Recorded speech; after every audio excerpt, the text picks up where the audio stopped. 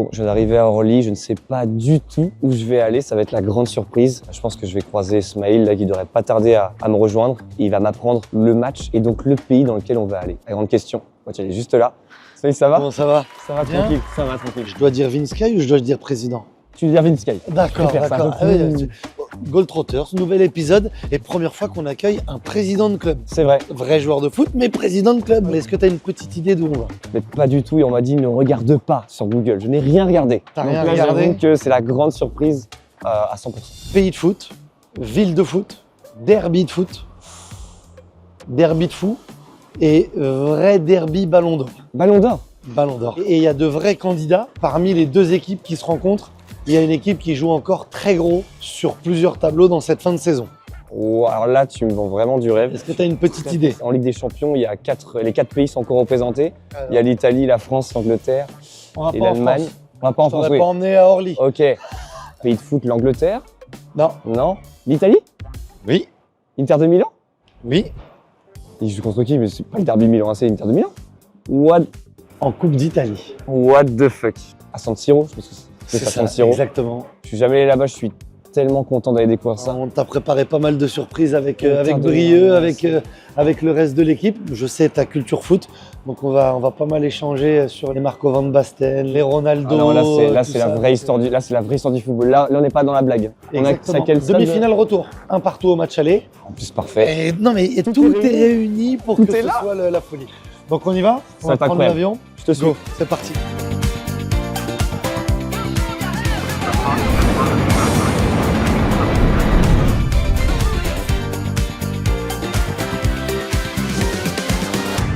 Bon ça y est Milan, Milan. soleil, jour de derby, jour de demandé de demi-finale de Coupe d'Italie. Je vais demander de plus, j'ai envie de dire.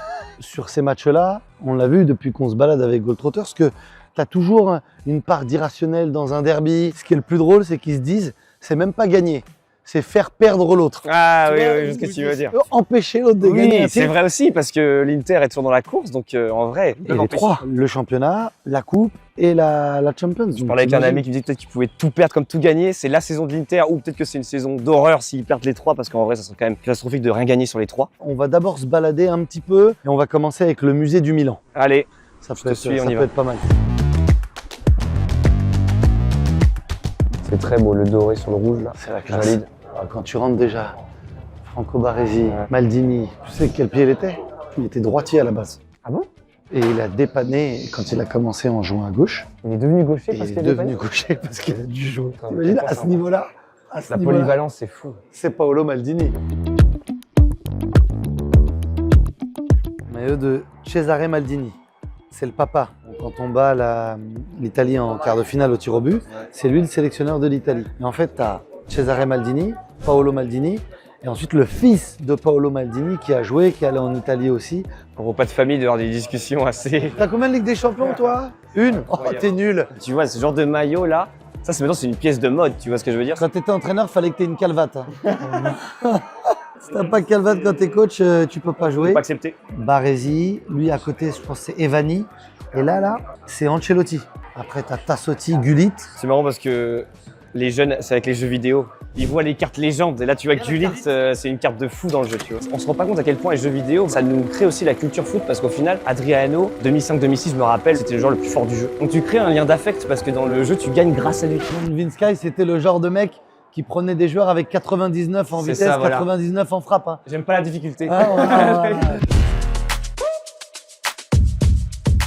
Ah, Kaka, j'ai même pas parlé de Kaka. Ouais. Bah Ah, oui. mais Kaka, en plus j'ai eu la chance de le rencontrer, de jouer un peu au foot au Brésil. J'ai fait un 5 contre 5 avec lui. Pause. On va couper la caméra. T'as fait un 5 avec Kaka. Je crois qu'il m'a fait une passe D, en plus j'ai fait une petite passe D, je sais plus. Et Kaka, très gentil. Je m'en souviendrai toujours. Je tourne une séquence pour ma vidéo YouTube, il dit attends, viens on se décale, la lumière elle est mieux. Je dis attends, à quel moment toi tu me proposes ça? Au départ, quand il arrive, je me souviens, moi en Europe, c'est pas terrible. Kaka, t'imagines, tu t'appelles Oui, Kaka. oui, c'est vrai. Mais en fait, il s'appelle Ricardo Isaacson dos Santos Leite et il avait un petit frère. D'accord. Et son petit frère n'arrivait pas à dire Ricardo, donc il disait Kaka. Et c'est pour ça qu'ils l'ont appelé Kaka. J'espère qu'il l'appelait bien pour cette raison et pas pour une autre.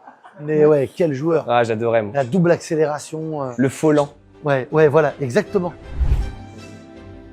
le fameux. Quand même, ouais. C'est la Un peu trop, ouais, c'est un peu trop gros pour moi, mais magnifique. Enfin, je sais pas, imaginons que tu as passé toute ta vie dans un club, tu arrives là et tu vois tout ce qui a été accompli dans ta génération. C'est beau, tu vois. Donc tu vas nous préparer une salle des trophées comme ça? Ah, avec mon club, pour l'instant, on a un titre de D4.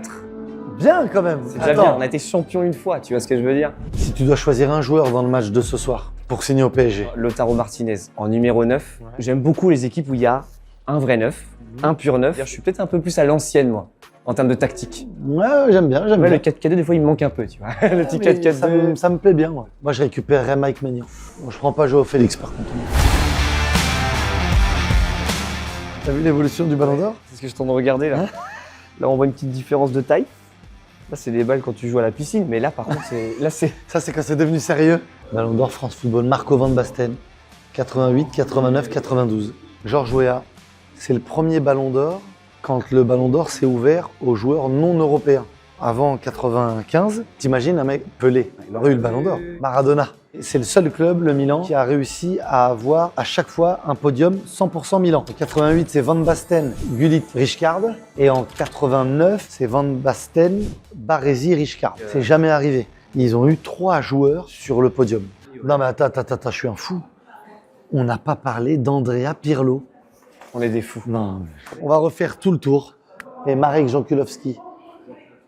Il gagne la Champions et tout. Hein. Bon musée. Ouais, j'ai bien aimé. Ouais, on va dire qu'il y avait des noms. Ah ouais. Si on fait la différence entre les deux, je pense que c'est quand même, au niveau des noms, pour nous, oui, c'est plus fort. Quand même. Je pense que c'est Milan AC qui a la plus grande histoire là-dessus. Mais, encore une fois, aujourd'hui, l'Inter a l'avantage. Donc, on va voir ce soir s'ils vont le valider. Allez, on va se balader dans le centre. Allez. On va voir s'il y a des maillots un petit peu. Let's go. C'est la première descente d'escalier autour d'un poteau. C'est ça. On la dernière de la journée. C'est un peu plus beau au stade quand même. On a de la chance, où on a un porte-bonheur, mais on pouvait pas avoir de meilleures conditions, donc on a tombé la veste. Bientôt elles vont disparaître puisqu'il a une doudou. Oui, vraiment là j'ai un peu abusé, mais bon, je savais pas où j'allais aussi. On s'est rapproché du centre-ville de Milan. Ouais. On est dans un parc assez connu, mais on est surtout là, tu vois, sur ta gauche, à côté de l'Arena Civica. C'est un ancien stade de foot. D'accord.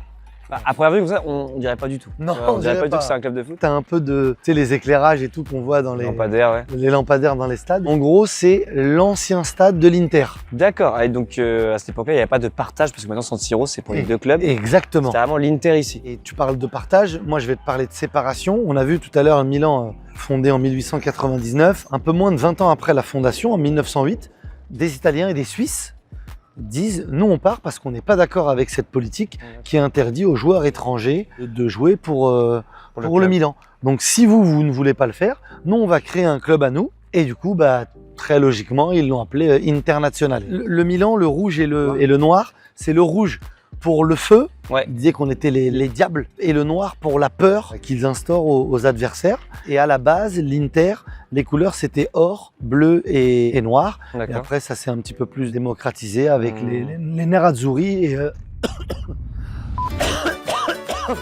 on garde cette séquence. On garde, hein, parce que le pollen, j'ai chaud. Et il a faim. J'ai faim. Et je suis en train de m'étouffer. On a de la chance et on pouvait pas avoir de meilleures conditions. Quelle galère. On va essayer d'entrer dans le stade. On tente, de toute façon on n'a rien à perdre. Et là ça coupe et là on va en prison.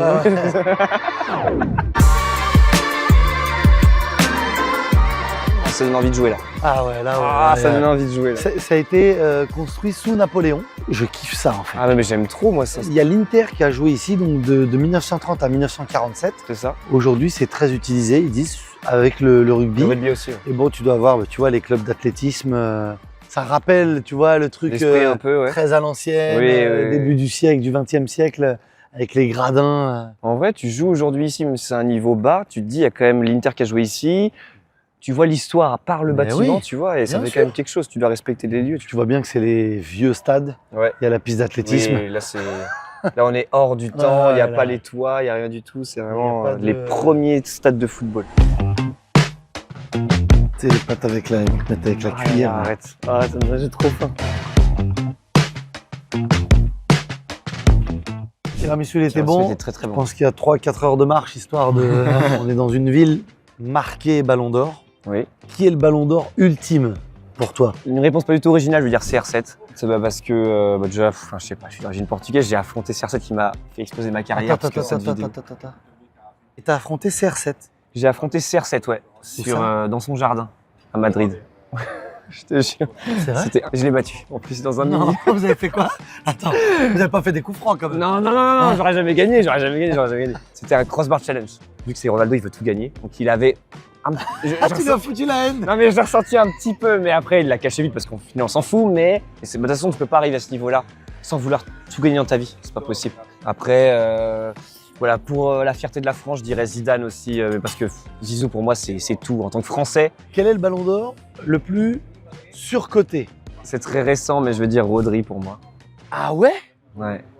Non. Si. Tu veux dire qui méritait pas? Non, j'aurais dit Michael Owen. Ah d'accord, ok. Un joueur qui ne l'a jamais eu, mais qui aurait Ah. mérité ou qui aurait dû l'avoir. Pour Attends, moi- j'ai écrit une lettre. Bon, je sais pas si c'est ça que tu veux dire, mais moi je vais dire Ribéry. Ah, Ribéry? Attends, tu veux Moi dire j'avais qui? mis un i pour Iniesta. Ah, Mais je mets Iniesta quand même aussi, c'est Ribéry. vrai. Mais Ribéry, j'étais tellement déçu parce que je suis français. Je suis un peu Ouais. chauvin, tu vois. Mais je le rajoute, pas de Mais problème. Iniesta, oui. Iniesta, c'est vrai que c'est incroyable qu'il l'ait pas eu. Marque en finale de Coupe du Monde. Mais Ribéry, oui, Ribéry, 2013. ça aurait été très beau. Cette année, qui tu vois comme candidat? Allez, 5 noms. On a 5 noms. Bon, Tu peux en déjà, donner 3, tu peux en donner que 3, mais 5 noms ouais, 5 noms. Il va y maximum. avoir Lautaro Martinez, il va y avoir Ousmane Dembélé. On peut croire en lui. Lamine Yamal. Lamine Yamal, T'aimes bien. attention. Bah, Putain, t'aimes bien le Real. ah, voilà. T'as tout compris. Voilà, bon j'aime dilemme. trop ça. C'est Pour trop le bon. Real, mais du coup, Yamal m'énerve parce qu'il est trop fort et il est très jeune et je pense qu'il va faire beaucoup de mal à l'avenir s'il se blesse pas gravement. Il a tout du ballon d'or parce qu'il te marque des buts incroyables. Il fait des trucs, les gens ne comprennent pas ce qu'il fait. Il est au Barça, il y a toute la légende qui est en train de se construire et il a quel âge? Il a même moins de 20 ans, mais on verra. S'il passe les demi, s'il va en finale, s'il gagne, ça va jouer. Je suis très prêt, là ça m'excite, tu vois, j'ai envie d'aller au stade. J'ai envie d'aller au stade. Et on va au Duomo. Est-ce que c'est le Duomo? Oui? Non? Un dôme. Il faut qu'on aille payer avec la carte bleue. 180 € le ticket, c'est un peu cher quoi. Moi, mon ballon d'or ultime, c'est Diego Maradona parce qu'il l'a jamais eu. Ça aurait été tellement classe de le voir et que ça à l'époque où il est au Barça ou à Naples, c'est avec la grosse tignasse. Là. Et j'ai un truc très particulier pour Georges Weah. C'est de la tendresse peut-être une Madeleine de Proust. Il a eu le ballon d'or en étant à moitié dans un club français. Puisqu'il fait la première partie de la saison au Paris Saint-Germain et la deuxième partie de saison au Milan. C'est toi qui dois me montrer. Ok, bah c'est par là-bas.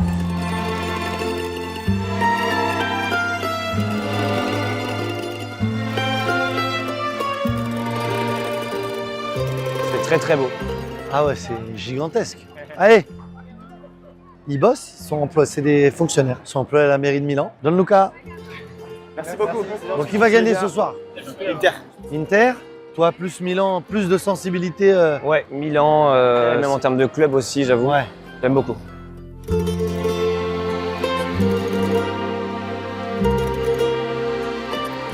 Ça va les gars? Il n'y a que des Français ici. Ça va, tu vas bien? Bien, vous venez d'où? De Toulouse. Et alors comment vous voyez le match ce soir? D'être un 2-0 pour l'Inter. Les penalties, c'est un bon. Ouh, ça vise les pénaltys là. Est-ce que le ballon d'or il peut être dans la ville de Milan à la fin de cette année 2025?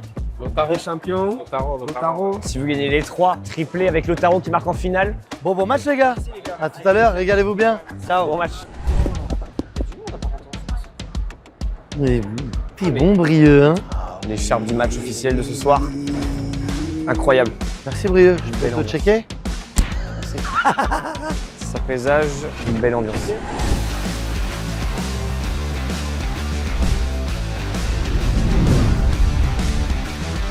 Bon, on s'est reposé, on a visité Milan, mais ça y est, les choses sérieuses vont commencer. Ça commence. On est dans le quartier de San Siro, au stade Giuseppe Meazza. C'est beau quand même, franchement. C'est très très beau. C'est le genre de stade, quand tu arrives devant, c'est impressionnant. Mais vraiment physiquement, parce que c'est très grand. Et il est industriel. En vrai, j'aime beaucoup le style. Donc incroyable. Alors on dit bien Giuseppe Meazza parce qu'aujourd'hui c'est l'Inter qui reçoit C'est ça. le Milan. Giuseppe Meazza qui a joué dans les deux clubs. C'est celui qui a joué le plus de derby entre l'Inter Moi, et le j'apprends Milan. beaucoup de choses que je ne savais pas du tout. Il a même joué à la Juve, t'imagines, il a réussi à faire Milan, Il a Inter survécu à ça. et Juve, Il il a a survécu. survécu à Il y en a d'autres, hein.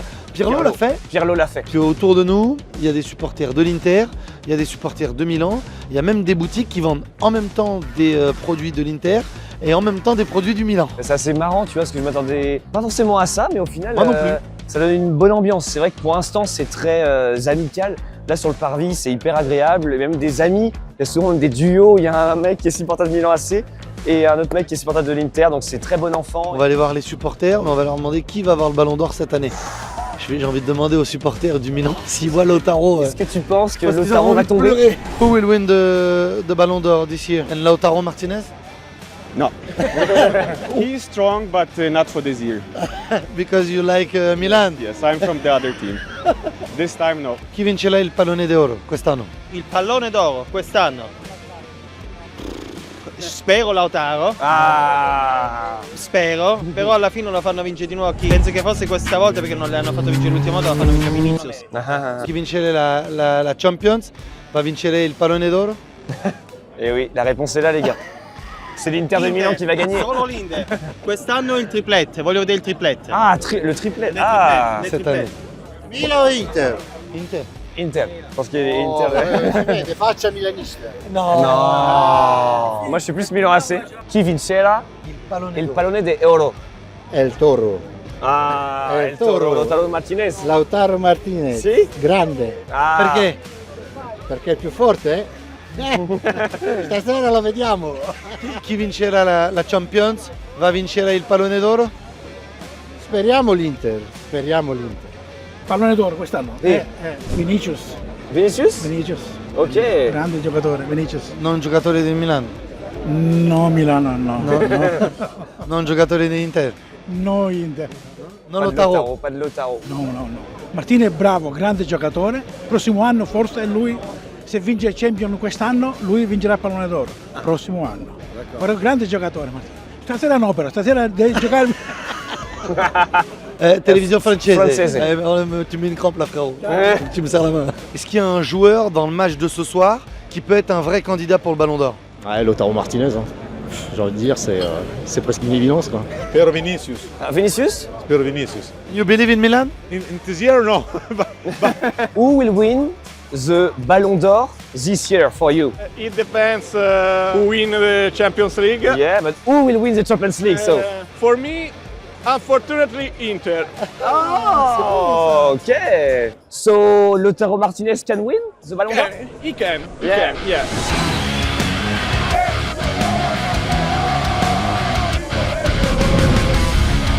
Bonne montée. Là, c'est mythique. Là, c'est mythique.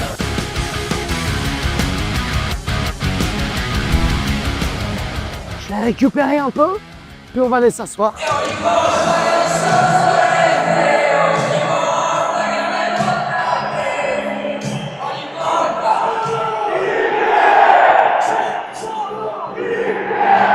En fait, depuis le début du match, on comprenait pas, mais le silence des supporters de l'Inter, c'est justifié parce qu'il y a une grève pour protester contre le prix des billets qui est pour eux trop élevé. Et là, dans une minute, à la 20e minute, ils vont faire du bruit. Oh, c'est incroyable! Le changement!